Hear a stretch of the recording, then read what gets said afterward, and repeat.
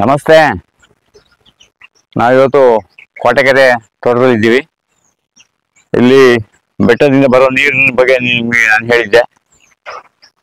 ಈ ನೀರು ಈ ಕಡೆ ಬರುತ್ತೆ. ಇಲ್ಲಿ ಎಡಭಾಗದಲ್ಲಿ ನಾವು ಲಾವಂಚವನ್ನು ಹಾಕೊಂಡಿದ್ದೀವಿ. ಯಾಕೆಂದ್ರೆ ನೀರು ಜಾಸ್ತಿ ಹರಿಯುವಾಗ ಈ ಲಾವಂಚ ಮಣ್ಣನ್ನು ಜಾರ್ಲಿಕ್ಕೆ ಬಿಡೋದಿಲ್ಲ. ಆಮೇಲೆ ಇದ್ರ ಮಧ್ಯದಲ್ಲಿ ನಾವು ಆನೆ ಬರ್ಲಿಕ್ಕೆ ಒಂದು ಟ್ರೆಂಚ್ ತೆಗೆದಿದ್ವಿ. ಅದು ಕೆಲವು ಕಡೆ ಕಲ್ಲಿರೋದ್ರಿಂದ ಅದು ಸರಿಯಾಗಿ ಪೂರ್ತಿ ಮುಗ್ಸೋಕ್ಕಾಗಲಿಲ್ಲ. ಆದರೂ ಮುಂದಿನ ದಿನಗಳಲ್ಲಿ ಅದರ ಪ್ರಯತ್ನ ಮುಂದುವರಿತದೆ. ಹಾಗೆ ಅದ್ರ ಪಕ್ಕದಲ್ಲಿ ನಾವೀಗ ಬಾರ್ಡ್ರಲ್ಲಿ ಸೋಲಾರ್ ಫೆನ್ಸಿಂಗನ್ನು ಮಾಡ್ಕೊಳ್ತಾ ಇದ್ವಿ.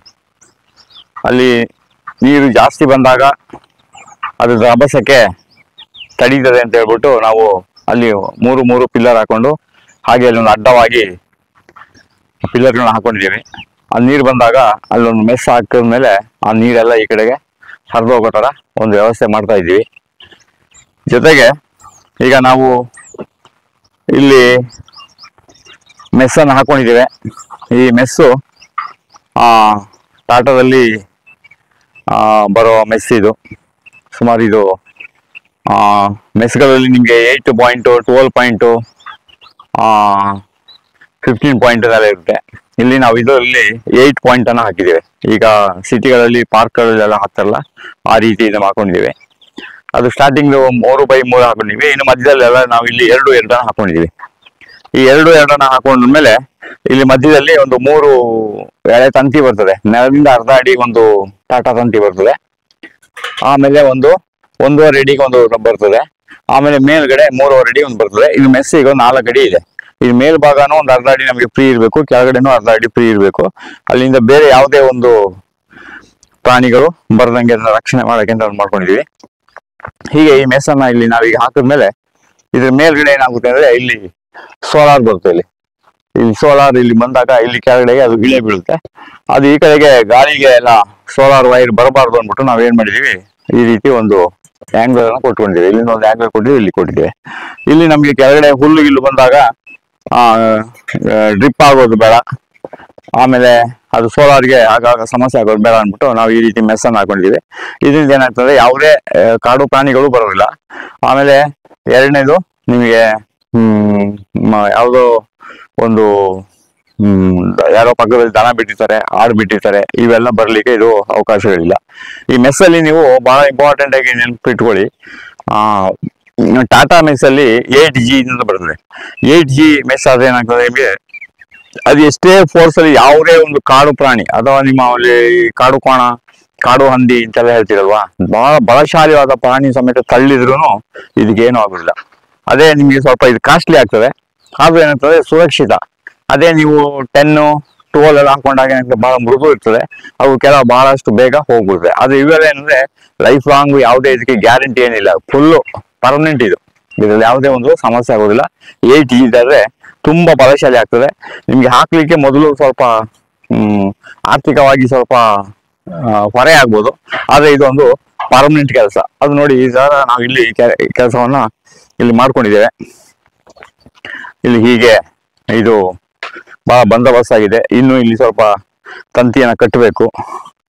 ತಂತಿಯನ್ನ ಕಟ್ಟಿ ಆದ್ಮೇಲೆ ಅದು ಬಿಗಿ ಕುತ್ಕೊಳ್ತಾಗ ಅದೇನು ತೊಂದರೆ ಏನಿಲ್ಲ. ಹೀಗೆ ಇಲ್ಲಿ ಬರ್ತದೆ. ಇಲ್ಲಿ ನಾವು ಸಾಧಾರಣ ಒಂದು ಟರ್ನಿಂಗ್ ನಲ್ಲಿ ಮತ್ತೆ 10 ಕಬ್ಬು ಒಂದೊಂದು ಅಥವಾ ಒಂದೊಂದು ಟರ್ನಿಂಗ್ ನಲ್ಲಿ ನಾವೇನ್ ಮಾಡ್ತೀವಿ ಅಂದ್ರೆ, ಈ ರೀತಿ 3 ಪೈಪನ್ನು ಹಾಕೊಂಡು ಈ ರೀತಿ ಒಂದು ಸಪೋರ್ಟ್ ಕೊಟ್ಕೊಂಡಿದ್ದೇವೆ. ಈ ರೀತಿ ಒಂದು ಸಪೋರ್ಟ್ ಕೊಟ್ಕೊಂಡಾಗ ಏನಾಗ್ತದೆ, ನಾವು ತಂತಿಯನ್ನು ಬಿಗಿದಾಗ ಈ ಕಂಬುಗಳು ಯಾವಾಗಲೂ ಈ ತರ ಬೆಂಡ್ ಬರೋದಿಲ್ಲ.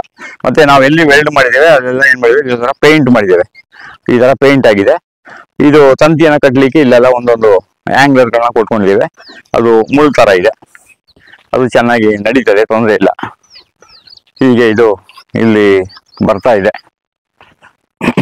ಗುಂಡಿ ಎಲ್ಲ ತೆಗಿಯೋದು ಸ್ವಲ್ಪ ಕೆಲಸ ಅನ್ಸಿದ್ರು ನೀರು ಹಾಕೊಂಡೇ ತೆಗಿಬೇಕು. ಕೆಲವೊಮ್ಮೆ ಕ್ಯೂರಿಂಗು ಅಷ್ಟೇ, ಜಾಸ್ತಿ ನಾವು ಕ್ಯೂರಿಂಗ್ಗೆ ಹೆಚ್ಚು ಗಮನ ಕೊಡ್ತೀವಿ. ಕ್ಯೂರಿಂಗ್ ಎಲ್ಲ ಬಹಳ ಚೆನ್ನಾಗಿ ಸೆಟ್ ಆಗಿದೆ.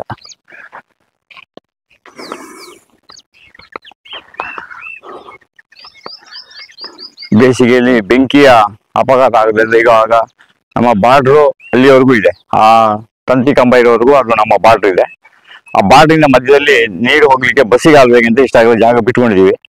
ಆ ಬಸಿಗಾಲುವೆಗೆ ಜಾಗ ಬಿಟ್ಬಿಟ್ಟು ಇಲ್ಲಿ ನಾವು ಈಗ ಮೆಸ್ಸನ್ನು ಹಾಕಿದೀವಿ. ಮತ್ತೆ ಇದ್ರ ಕೆಳಗಡೆ ನಾವು ಆನೆಗೆ ತೆಗೆದು ಟ್ರೆಂಚು ಅದು ಇವಾಗ ಸ್ವಲ್ಪ ಸಮಯ ಕಳೆದ ಮೇಲೆ ಅದನ್ನು ಸ್ವಲ್ಪ ಬಿಡಿಸ್ಲಿಕ್ಕೆ ಪ್ರಯತ್ನವನ್ನ ಪಡ್ತೇವೆ. ಟರ್ನ್ ಆಗೋ ಜಾಗದಲ್ಲಿ ಈ ರೀತಿ ಆಂಗ್ಲರ್ನ ಕೊಟ್ಕೊಳ್ಬೇಕು. ಇದೆಲ್ಲ ಜಿಎ ಪೈಪೇನೆ. ಈ ರೀತಿ ಆಂಗ್ಲರ್ನ ಕೊಟ್ಕೊಳ್ಬೇಕು. ಈಗ ಎಲ್ಲೆಲ್ಲಿ ಸ್ಟ್ರೈಟ್ ಬರ್ತದೆ ಅಲ್ಲಿಗೆ ಸ್ಟ್ರೈಟ್ ಆಗಿ ಕೊಟ್ಕೊಂಡು ಬಾಕಿ ಅದಕ್ಕೆ ನಾವು 8 ಕಂಬ 10 ಕಂಬಕ್ಕೆ ಒಂದೊಂದು ಸಪೋರ್ಟ್ ಕೊಡಬೇಕು. ಅವಾಗ ಅದೇನಾಗುತ್ತೆ, ಬೇಲಿ ನಮಗೆ ಬಂದೋಬಸ್ತಾಗಿ ಉಳಿಯುತ್ತೆ. ಅದು ತುಂಬಾ ಸಮಯದಿಂದ ನಾವು ಕೋಟೆಕೆರೆದು ವಿಡಿಯೋ ಮಾಡ್ಲಿಕ್ಕೆ ಆಗಲಿಲ್ಲ. ಈಗ ಇದನ್ನ ಮಾಡ್ತಾ ಇದ್ದೀವಿ. ಇಲ್ಲಿ ನಮ್ಗೆ ಇಲ್ಲಿ ತಿರುಗಾಡಕ್ಕೂ ಅನುಕೂಲ ಇರಬೇಕು, ಮತ್ತೆ ಆ ಭಾಗದಲ್ಲಿ ಸ್ವಚ್ಛ ಮಾಡೋಕ್ಕೂ ಆ ಕಡೆ ಸೈಡ್ ಹುಲ್ಲು ಗಿಲ್ಲು ಬಂದಾಗ ಡ್ರಿಪ್ ಆಗಬಾರ್ದು ಅಂದ್ಬಿಟ್ಟು ಈ ಜಾಗವನ್ನು ನಾವು ಸ್ವಚ್ಛವಾಗಿ ಇಟ್ಕೊಳ್ಬೇಕು.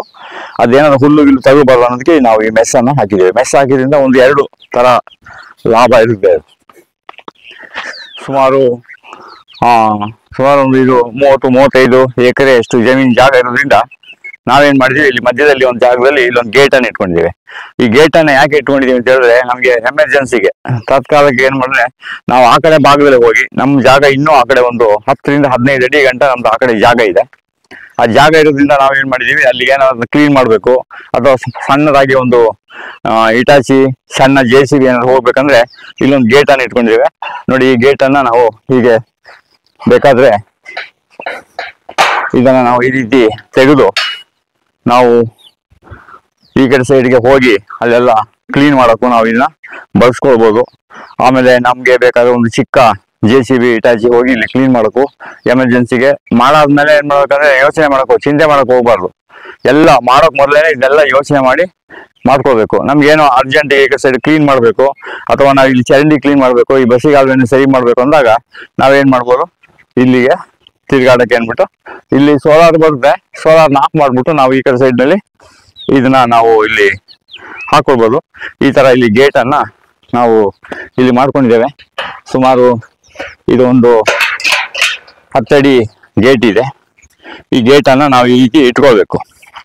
ಆಗ ನಿಮಗೆ ನಾಳೆಗೆ ಏನಾದ್ರು ನಮ್ಮ ಜಮೀನಿಂದ ಆಚೆ ಅಲ್ಲಿ ಹೋಗ್ಬಿಟ್ಟು ಆ ಕಡೆ ಕ್ಲೀನ್ ಮಾಡ್ಕೋಬೇಕಂದಾಗ ನಾವು ಈ ಗೇಟ್ ಅನ್ನ ತೆಗೆದು ನಾವು ಗಾಡಿ ಚಿಕ್ಕದಾಗಿ ಒಂದು ಇಟಾಚಿ ಒಂದು ಟ್ರ್ಯಾಕ್ಟ್ರು ಎಲ್ಲ ಹೋಗ್ಬೋದು ಇದ್ರೊಳಗಡೆ. ಆಮೇಲೆ ಕೆಲಸ ಮುಗಿದ್ಮೇಲೆ ನಾವು ಇದನ್ನ ಕ್ಲೋಸ್ ಮಾಡ್ಕೋಬಹುದು. ಇಲ್ಲೊಂದು ನಮ್ದೊಂದು ಬೋರ್ ಇದೆ, ಅದು ಬಹಳ ನಿಧಾನವಾಗಿ ನೀರು ಸ್ವಲ್ಪ ಬಹಳ ಕಡಿಮೆ. ಹೀಗೆ ಗೇಟ್ನ ನಾವು ಕ್ಲೋಸ್ ಮಾಡ್ಬಿಡ್ಬೋದು. ಇದನ್ನ ಈ ರೀತಿಯಿಂದ ಕ್ಲೋಸ್ ಮಾಡ್ಬಿಡೋದು. ಇದಕ್ಕೆಲ್ಲ ನಾವೀಗ ಪೇಂಟ್ ಗಿಂಟ್ ಎಲ್ಲ ಮಾಡಿ ನೋಡಿ, ಈಗ ನಾಯಿಗಳು ಯಾವುದೇ ಪ್ರಾಣಿಗಳು ಬಂದ್ರೆ ಸುಲಭದಲ್ಲಿ ಇಲ್ಲಿ ಒಳಗಡೆ ಬರೋದಿಲ್ಲ, ಸೌಂಡ್ ಆಗಬಾರ್ದು ಅಂದ್ಬಿಟ್ಟು ನಾವೇನ್ ಮಾಡ್ತೀವಿ ಅಂದ್ರೆ ಎಲ್ಲ ಬಂದೋಬಸ್ತು ಮಾಡ್ಕೊಂಡು ರಾತ್ರಿ ಹೊತ್ತಿನಲ್ಲಿ ನಾವು ಈ ಸ್ಪೀಕರ್ನ ಸಮೇತ ಹಾಕಿರ್ತೇವೆ. ಪ್ರಾಣಿಗಳಿಗೆ ಕರ್ಕಶವಾದ ಶಬ್ದ ಬರಲಿ ಅಥವಾ ಒಂದು ಸೈರನ್ ತರ ಬರಲಿ ಅಂದ್ಬಿಟ್ಟು ನಾವು ಈ ರೀತಿ ಮಧ್ಯದಲ್ಲಿ ಈ ರೀತಿ ಒಂದೊಂದು ಆಟೋಮೆಟಿಕ್ ಆಗಿ ಒಂದು ಸೈರನ್ ಹಾಕೊಂಡಿದ್ದೇವೆ. ಈ ಸೈರನ್ ಕೂಡ ಕೆಲವೊಮ್ಮೆ ಪ್ರಾಣಿಗಳು ನಮ್ಮ ತೋಟಕ್ಕೆ ಬರದಂಗೆ ಮತ್ತೆ ಬೇರೆ ಯಾವುದೇ ಕಾಡು ಪ್ರಾಣಿಗಳು ನಮ್ಮ ತೋಟಕ್ಕೆ ಆಕ್ರಮಣ ಮಾಡದಂಗೆ ಕಾಯ್ತವೆ. ಇದನ್ನ ನಾವು ನಮ್ಮ ತೋಟದ ಮೂಲೆಗಳಲ್ಲಿ ಈ ರೀತಿ ನಾವು ಮೈಕ್ಗಳನ್ನ ಹಾಕೊಂಡಿದ್ದೇವೆ. ಹಾಗೆ ಇದು ಯಾವುದೇ ನಾಯಿ, ಮೊಲ ಅಥವಾ ಕೀರ ಯಾವುದೇ ಒಂದು ಸಣ್ಣ ಪ್ರಾಣಿನೂ ಕೂಡ ಬರೋದಿಲ್ಲ.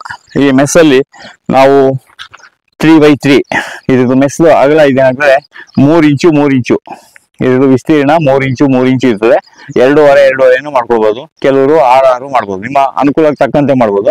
ಸಾಧಾರಣ ಮೀಡಿಯಂ ಸೈಜ್ ಏನಪ್ಪಾ ಅಂದ್ರೆ 3 ಇಂಚು 3 ಇಂಚು ಎಲ್ಲಾ ಕಡೆನೂ ಅದನ್ನ ಮಾಡೋದು. 2.5 ಆದಾಗೇನೆ ಸ್ವಲ್ಪ ಇನ್ನೂ ಅದಕ್ಕೆ ರೇಟು ಸ್ವಲ್ಪ ಕಾಸ್ಟ್ಲಿ ಆಗ್ತದೆ. ಇಲ್ಲಿ ಆ ಕಡೆ ಸೈಡ್ ಇಂದ ಏನು ಬರೋದಂದ್ರೆ ನಾವು ಇದೆಲ್ಲ ತಂತಿ ಎಲ್ಲ ಬಂದೋಬಸ್ತಾಗಿ ಕಟ್ಟಬೇಕಿದು. ಒಂದು ಚೂರು ಇದು ಶೇಕ್ ಆಗಬಾರ್ದು. ಇದು ಇನ್ನು ಎಷ್ಟು ಚೆನ್ನಾಗಿ ನಾವು ಇದನ್ನ ಕಟ್ಕೊಳ್ತೀವಿ, ಒಂದ್ಸಲ ಬಂದೋಬಸ್ತ್ ಮಾಡ್ಕೊಳ್ತೀವಿ, ಅಷ್ಟು ಇದು ಸುರಕ್ಷಿತವಾಗುತ್ತೆ. ಮತ್ತೆ ಆ ಕಡೆಯಿಂದ ಯಾವುದೇ ಒಂದು ಪ್ರಾಣಿ ತಳ್ಳಿದ್ರು ಇದಕ್ಕೇನು ಸಮಸ್ಯೆ ಆಗೋದಿಲ್ಲ. ಹೀಗೆ ಸುರಕ್ಷಿತ ದೃಷ್ಟಿಯಿಂದ ತೋಟಕ್ಕೆ ಬೇಲಿ ಬಹಳ ಮುಖ್ಯ ಅಂತ ನಾನು ಆಗಾಗ ಹೇಳ್ತಾ ಇರ್ತೀನಿ. ಈ ತರದಲ್ಲಿ ನಾವು ಬೇಲಿಯನ್ನ ಇಲ್ಲಿ ಕಾಪಾಡ್ಕೊಳ್ಬೋದು. ಈಗ ಇಲ್ಲಿ ತುಂಬಾ ಬಂಡೆಕಲ್ಲೇ ಸಿಕ್ಕಿರೋದ್ರಿಂದ ಇಲ್ಲಿ ಸ್ವಲ್ಪ ಇನ್ನೂ ನಮ್ಮ ಟ್ರೆಂಚ್ ತೆಗೆಯೋದು ಸ್ವಲ್ಪ ಲೇಟ್ ಆಯ್ತು. ಅದನ್ನ ಈ ಸರಿ ನಾವು ಇಲ್ಲಿ ಮಾಡ್ಬೇಕು ಅಂತ ಅದನ್ನ ತೀರ್ಮಾನ ಮಾಡಿದ್ವಿ.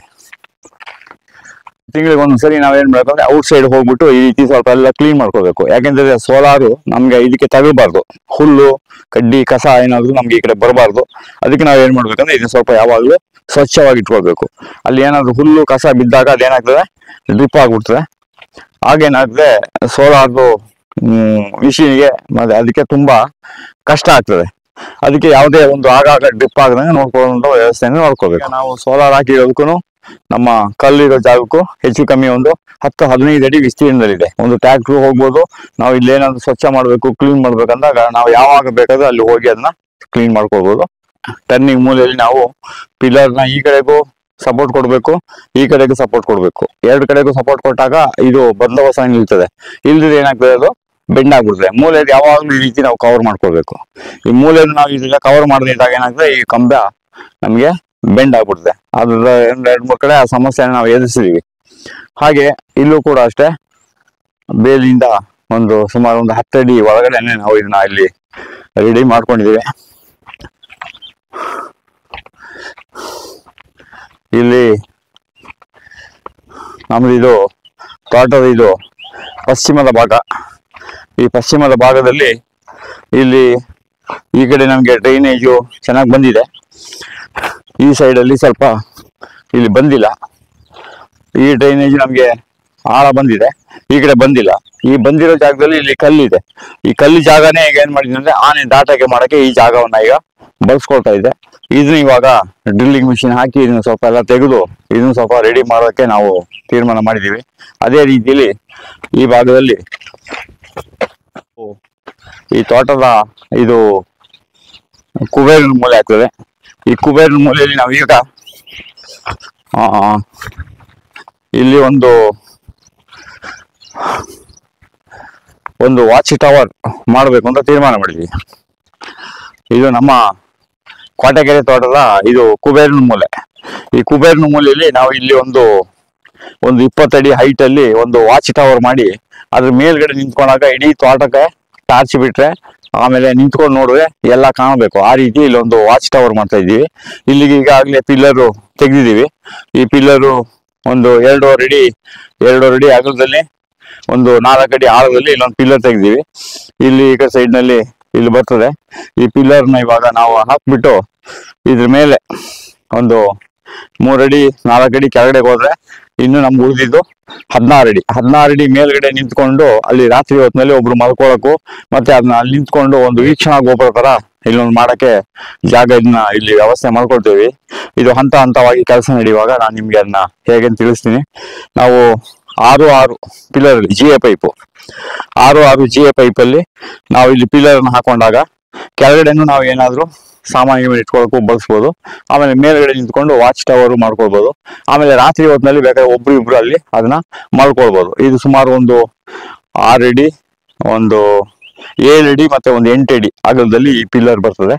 ಮೇಲ್ಗಡೆ ಆರಾಮಾಗಿ ಒಂದಿಬ್ರು ಕೆಲಸಗಾರರು ಮಲ್ಕೊಳ್ಬೋದು. ರಾತ್ರಿಯಲ್ಲಿ ನಿಂತ್ಕೊಂಡು ಎಲ್ಲ ಜಾಗವನ್ನ ವೀಕ್ಷಣೆ ಮಾಡ್ಬೋದು. ಮತ್ತೆ ಹಗಲು ಹೊತ್ತಿನಲ್ಲಿ ಯಾರಾದ್ರೂ ವಿಸಿಟರ್ಸ್ ಬಂದ್ರೆ ಅವರು ಸಮೇತ ಆ ಗೋಪುರದ ಮೇಲೆ ಹತ್ತಿ ಅದನ್ನೆಲ್ಲ ಗಮನಿಸ್ಬೋದು. ಅದಕ್ಕೆ ನಾವು ವ್ಯವಸ್ಥೆಯನ್ನ ನಾವಿಲ್ಲಿ ಮಾಡ್ಕೊಳ್ತಾ ಇದ್ದೀವಿ. ಅದಕ್ಕೆಲ್ಲ ಈಗ ಕಲ್ಲು ಗಿಲ್ಲೆಲ್ಲ ತಂದು ಹಾಕೊಂಡಿದೀವಿ. ಇಲ್ಲಿ ಕ್ಯೂರಿಂಗ್ಗೆ ಡ್ರಮ್ ಎಲ್ಲ ತಂದು ಇಟ್ಕೊಂಡಿದೀವಿ. ಇಲ್ಲಿ ಮಧ್ಯದಲ್ಲಿ ತಿರುಗಾಡೋ ಜಾಗ ಮಾಡಿದ್ವಿ. ಇದು ನಮ್ಮ ಕೋಟೆಕೆರೆ ತೋಟದ ಪಶ್ಚಿಮದ ಭಾಗ. ಇದು ಪಶ್ಚಿಮದ ರಸ್ತೆ. ನಾವು ಪಶ್ಚಿಮದಿಂದ ನಿಂತ್ಕೊಂಡಾಗ ನಮ್ಮ ಕೋಟೆಕೆರೆ ತೋಟದ ರಸ್ತೆ ಈ ರೀತಿ ಕಾಣ್ತದೆ. ಎಡಗಡೆ ಬಲಗಡೆ ಎಲ್ಲ ತೆಂಗಿನ ಗಿಡಗಳಿದೆ. ಮತ್ತೆ ಮಧ್ಯದಲ್ಲಿ ನೀರು ಜೀವಾಮೃತ ಗೋಕುಪಾಮೃತ ಮಾಡಕ್ಕೆ ಡ್ರಮ್ಗಳೆಲ್ಲ ತರ ಇಟ್ಕೊಂಡಿವಿ. ಈ ರಸ್ತೆ ಇಲ್ಲಿವರೆಗೂ ಬರುತ್ತೆ. ಈ ರಸ್ತೆ ಇಲ್ಲಿವರೆಗೂ ಬಂದ್ಮೇಲೆ ಇಲ್ಲಿ ಆನೆಯ ಟ್ರೆಂಚು, ಅದರಿಂದ ಆಚೆ ಹೊರಗಡೆಗೆ ನಾವು ಮೆಸ್ಸನ್ನು ಹಾಕೊಂಡಿವಿ. ಮೆಸ್ಸಿಂದ ಹೊರಗಡೆ ನಮ್ಮ ಬೇಲಿ ಅಲ್ಲಿ ಇದೆ. ಈಗ ಬರುತ್ತೆ. ಈ ಪಕ್ಕದಲ್ಲಿ ನಾವು ಈ ರಸ್ತೆಯನ್ನ ಈ ತರ ಮಾಡ್ಕೊಂಡಿದೀವಿ. ಇಲ್ಲೂ ಅಡಿಕೆ, ಅಗಸೆ, ಗ್ಲಿಸಿಡಿಯಾ, ನುಗ್ಗೆ, ಇಲ್ಲೂ ನಮ್ಮ ಫಾರ್ಮಿಂಗ್ ನಡೀತಾ ಇದೆ. ಆನೆಗೆ ತೆಗೆದಂತ ಈ ಟ್ರೆಂಚಲ್ಲಿ ನೋಡಿ, ಇಲ್ಲಿ ಮಧ್ಯದಲ್ಲಿ ಕಲ್ಲು ಬಂತು. ನಮ್ಗೆ ಇಲ್ಲಿ ತೆಗಿಯಕ್ ಆಗ್ಲಿಲ್ಲ. ಈಗ ಸೈಡ್ ನಲ್ಲೆಲ್ಲ ಕ್ಲೀನ್ ಆಗಿ ಟ್ರೆಂಚ್ ಬಂದಿದೆ.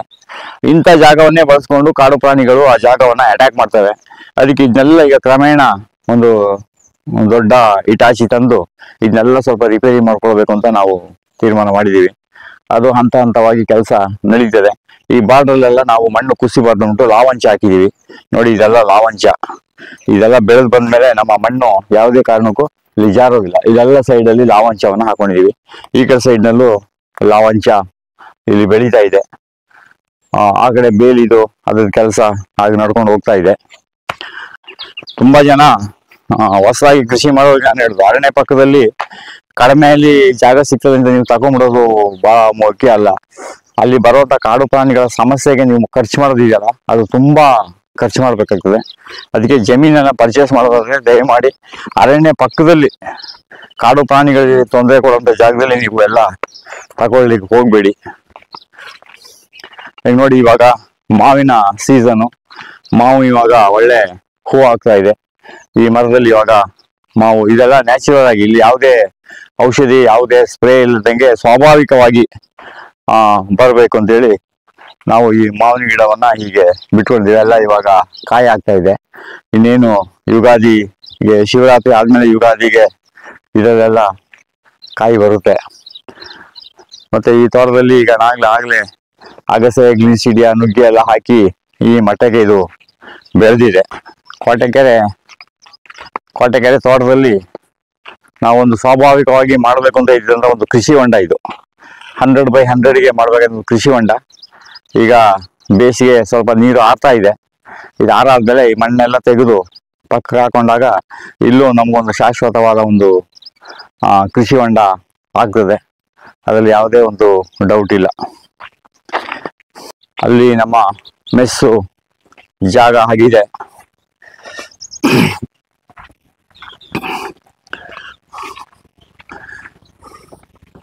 ಮಧ್ಯೆ ಮಧ್ಯೆ ನಾವು ಈ ರೀತಿ ಒಂದೊಂದು ಸ್ಪೀಕರ್ನ ಈ ತರ ಹಾಕೊಂಡಿದೀವಿ.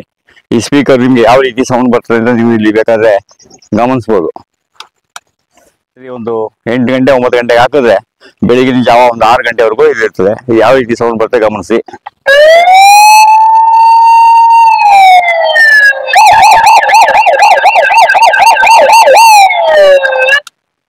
ಈ ರೀತಿ ಒಂದು ಕರ್ಕಶವಾದ ಸೌಂಡ್ ಬಂದಾಗ ಮೂಲೆಯಲ್ಲಿ ನಾವು ಎಲ್ಲಾ ತೋಟದ ಮೂಲೆಯಲ್ಲೂ ಈ ರೀತಿ ಹಾಕಿ ಮೇನ್ ರಕ್ಷಣೆ. ರಾತ್ರಿ ಹೊತ್ತಿನಲ್ಲಿ 1-2-3 ಜನ ಇಲ್ಲಿ ಪರ್ಮನೆಂಟ್ ಆಗಿ ಕೆಲಸ ಮಾಡ್ಬೇಕಾಗ್ತದೆ. ಯಾಕಂದ್ರೆ ಈಗ ಬೇಸಿಗೆ ಕಾಲದಲ್ಲಿ ಪ್ರಾಣಿಗಳಿಗೆ ಕಾಡು ಒಳಗಡೆ ತಿನ್ನಕ್ಕೆ ಆಹಾರನೂ ಸಿಕ್ಕೋದಿಲ್ಲ, ಆಮೇಲೆ ಅಲ್ಲಿ ಕುಡಿಲಿಕ್ಕೆ ನೀರು ಸಿಕ್ಕೋದಿಲ್ಲ. ಅಂತ ಟೈಮಲ್ಲಿ ಇಲ್ಲೆಲ್ಲ ಬರ್ತದೆ. ಅರಣ್ಯ ಇಲಾಖೆಯವ್ರ ಹತ್ರ ಮತ್ತೆ ಸರ್ಕಾರದ ಹತ್ರ ಒಂದು ವಿನಂತಿ, ರೈತರಿಗೆ ನೀವು ಏನು ಮಾಡದೇ ಇದ್ರೂ ಪರವಾಗಿಲ್ಲ, ಕಾಡು ಪ್ರಾಣಿಗಳನ್ನ ನಿಮ್ಮ ತೋಟದಲ್ಲೇ ಇಟ್ಕೊಂಡು ಅಲ್ಲಿಗೆ ಬೇಕಾದಂತ ನೀರು ಮತ್ತೆ ಆಹಾರವನ್ನು ಅಲ್ಲೇ ಇಡಿಸಿ. ಈ ರೀತಿ ಒಬ್ಬೊಬ್ಬ ರೈತರ ಕೈಯಲ್ಲಿ ಇಷ್ಟೆಲ್ಲ ಲಕ್ಷಾಂತರ ರೂಪಾಯಿ, ಕೆಲವೊಮ್ಮೆ ಕೋಟ್ಯಾಂತರ ರೂಪಾಯಿ ಅವ್ರ ಜಮೀನಿಗೆ ಖರ್ಚು ಮಾಡಿಸುವ ಬದಲು ಸರ್ಕಾರನೇ ಇದೆಲ್ಲ ಸ್ವಲ್ಪ ಜವಾಬ್ದಾರಿ ತಗೊಂಡು ನಿಮ್ಮ ಕಾಡು ಪ್ರಾಣಿಗಳನ್ನ ನಿಮ್ಮ ಕಾಡಲ್ಲಿ ಇಟ್ಕೊಳ್ಳಿ. ಹೇಗೆ ನಮ್ಮ ದನಗಳನ್ನ ಬಂದ್ರೆ ನಮ್ಮ ಮೇಲೆ ಮೊದಲೆಲ್ಲ ಹಳ್ಳಿಗಳ ಕಡೆ ರೈತರ ದನಗಳು ಏನಾದ್ರು ಫಾರೆಸ್ಟ್ಗೆ ಹೋದ್ರೆ ಕೇಸ್ ಆಗ್ತಾ ಇದ್ರು. ಫಾರೆಸ್ಟ್ಗೆ ಹೋಗಿ ಯಾರೋ ಸೌದೆ ತಂದ್ರೆ ಕೇಸ್ ಆಗ್ತಾ ಇದ್ರು. ಈಗ ನಿಮ್ಮ ಆನೆ, ನಿಮ್ಮ ಕಾಡು ಪ್ರಾಣಿಗಳು ಬಂದಾಗ ನಾವು ಯಾರ ಮೇಲೆ ಕೇಸ್ ಹಾಕೋದು? ನೀವು ಮಾತಾಡ್ತಾರೆ ರೈತರ ಮಕ್ಕಳು ಅಂತ ಹೇಳ್ತೀರಿ. ರೈತರಿಗೆ ಇಷ್ಟೆಲ್ಲ ಅನಾಹುತ, ಅಷ್ಟೆಲ್ಲ ತೊಂದರೆ ಆಗ್ತಾ ಇದ್ದಾಗ ನಿಮ್ಮ ಪ್ರಾಣಿಗಳನ್ನ ನಿಮ್ಮ ಕಾಡಲ್ಲೇ ಇಟ್ಕೊಳ್ಳಿ. ಇಲ್ಲ ನಿಮ್ಗೆ ನಿರ್ದಿಷ್ಟವಾದ ಕೆಲವು ಕಾಡುಗಳಲ್ಲಿ, ಕೆಲವು ಏರಿಯಾಗಳಲ್ಲಿ ಕೆಲವು ಆನೆಗಳೇ ನಿರ್ದಿಷ್ಟವಾಗಿ ತೊಂದರೆ ಕೊಡೋದ್ರೆ ನಿಮ್ಗೆ ಗೊತ್ತಿದೆ, ಅಂತದನ್ನ ತಗೊಂಡೋಗಿ ಝೂನಲ್ಲಿ ಇಟ್ಕೊಳ್ಳಿ. ಅಥವಾ ಅವನೇನಾದ್ರು ಕಟ್ಟಿ ಹಾಕೊಂಡು ಇವಾಗ ದಸರಾಕ್ಕೆಲ್ಲ ಆನೆಗಳನ್ನ ಪಳಗಿಸ್ತಲ್ಲ, ಆ ರೀತಿ ಪಳಗುವಂತ ಕೇಂದ್ರಗಳಲ್ಲಿ ಇಟ್ಕೊಳ್ಳಿ. ರೈತರಿಗೆ ಯಾಕೆ ತೊಂದರೆ ಕೊಡ್ತೀರಿ? ರೈತರು ಕಷ್ಟಪಟ್ಟು ಬೆಳೆದು ಅದಕ್ಕೆ ಏನಾದ್ರೂ ಸಾಲ ಸೂಲ ಮಾಡಿ ತಮ್ಮ ಆಸ್ತಿಯನ್ನ, ಬೆಳೆಯನ್ನ ರಕ್ಷಣೆ ಮಾಡ್ಕೊಳ್ಬೇಕು ಅಂತ ಇರುವಂತ ಸಮಯದಲ್ಲಿ ನೀವು ಅದನ್ನ ತಿಂದಾಕ್ಸಿ ನಷ್ಟ ಪಡಿಸೋದ, ತಿನ್ನೋದಕ್ಕಿಂತ ಜಾಸ್ತಿ ನಷ್ಟನೇ ಮಾಡ್ತದೆ. ಅದನ್ನೆಲ್ಲ ತಿಳ್ಕೊಂಡು ಅರಣ್ಯ ಇಲಾಖೆಯವರು, ಸಿಬ್ಬಂದಿಗಳು ಸ್ವಲ್ಪ ಮಾನವೀಯತೆ ದೃಷ್ಟಿಯಿಂದ ನಿಮ್ಮ ಪ್ರಾಣಿಗಳನ್ನ ನೀವೇ ರಕ್ಷಣೆ ಮಾಡಿ ಇಟ್ಕೊಳ್ಳಿ. ಅಥವಾ ಈಗ ಏನೇನೋ ಹೊಸ ಒಂದು ಟೆಕ್ನಾಲಜಿ ಬಂದಿದೆಯಲ್ವಾ, ಅದು ಹಿಂದ್ಗಡೆ ಡ್ರೋನ್ ಬಿಡೋದು, ಆಮೇಲೆ ಅವಕ್ಕೆಲ್ಲ ಒಂದು ಪ್ರೊಟೆಕ್ಷನ್ ಮಾಡೋದು, ಅದನ್ನ ಮಾಡಿ ರೈತರ ಬಗ್ಗೆ ಸ್ವಲ್ಪ ಗಮನ ಹರಿಸಿ. ಇಲ್ಲದ್ರೆ ಮುಂದಿನ ದಿನಗಳಲ್ಲಿ ರೈತರ ಜೀವನ ಬಹಳ ಕಷ್ಟ ಆಗ್ತದೆ. ಯಾಕೆಂದ್ರೆ ಅನ್ನ ಬೆಳೆಯೋ ರೈತನಿಗೆ ನೀವು ಈ ರೀತಿ ಹಿಂಸೆ ಕೊಟ್ರೆ, ನೋಡಿ ಎಷ್ಟೋ ಕಡೆ, ತುಂಬಾ ಕಡೆ ನೋಡ್ತೀವಿ ನಾವು. ಎಲ್ಲಾ ಕಡೆನೂ ಪಾಪ ಜನ ಎಲ್ಲ ಶೆಡ್ ಗಿಡ್ ಹಾಕೊಂಡು ಮಾಡ್ಕೊಂಡು ಹಗಲು ರಾತ್ರಿ ಎಲ್ಲ ಕಾಯ್ದೇನೆ, ರಾತ್ರಿ ಹೊತ್ತಿನಲ್ಲಿ ಮಲಗಬೇಕಾಗಿರೋದೆಲ್ಲ ಬಂದು ತೋಟದಲ್ಲಿ ಮಲಗ್ತಾರೆ. ಇದನ್ನೆಲ್ಲ ಸ್ವಲ್ಪ ಗಮನಿಸಿದ್ರೆ ಅರಣ್ಯ ಇಲಾಖೆಯವರು ದಯಮಾಡಿ ಸ್ವಲ್ಪ ಎಚ್ಚರ ವಹಿಸ್ಕೊಂಡು ನಿಮ್ಮ ಕಾಡು ಪ್ರಾಣಿಗಳನ್ನ ನಿಮ್ಮ ಕಾಡು ಒಳಗಡೆ ಇಟ್ಕೊಂಡು ಅದಕ್ಕೆ ನೀರು, ಆಹಾರವನ್ನ ಅಲ್ಲೇ ಒದಗಿಸಿದ್ರೆ ರೈತರಿಗೆ ಆಗುವಂತ ಸಮಸ್ಯೆನ ನೀವು ತಪ್ಪಿಸ್ಬೋದು. ನಮಸ್ತೆ.